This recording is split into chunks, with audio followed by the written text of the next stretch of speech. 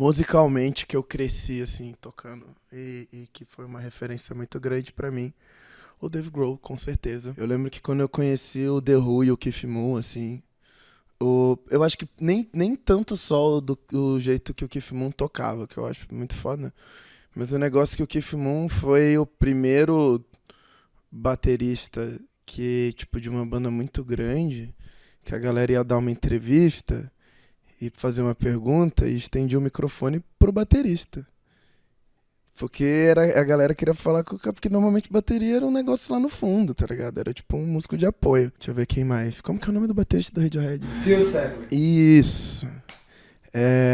Eu acho que ele faz muito com muito pouco. Ele tá levando no chimbalzinho fechado aqui. E aí ele muda pro Hyde. E dele mudar pro Hyde parece que a música dobra de tamanho. A Meg White é uma puta influência minha. Absurda. O Thomas Pridgen, meu Deus. Eu tô viciado nele há uns bons anos. Eu acho que os discos que ele gravou com umas voltas são, tipo, um bagulho que todo baterista deveria tentar tocar e não conseguir.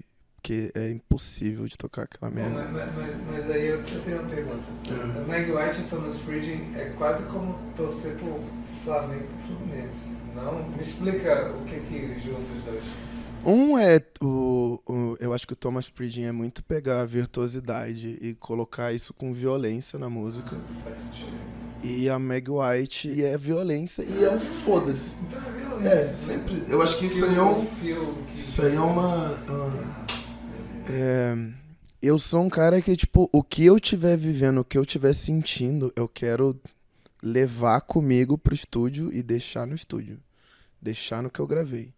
E ser igual que você falou, e ser completamente sincero, tipo, chegar, vomitar tudo e voltar pra casa, tipo lavado, assim, sabe? É quase que uma sessão de terapia. Isso por aqui pela Suprema. O que eu acho muito legal também é tentar pegar os momentos, assim, tipo, os pequenos acidentes dentro do estúdio, sabe? Tipo, você ouvir uma coisa, aí você achar que vai entrar em outra coisa, aí entrar numa coisa totalmente diferente do que você tinha achado, mas você virar e falar, pô, mas e se fizesse tal negócio? Aí você apresentar a sua ideia. E às vezes a galera vai virar pra você e falar, porra, isso é muito foda, vamos fazer assim, vamos fazer do seu jeito. Ou a galera vai virar e falar, isso é meio merda, mano, não vai ficar assim não.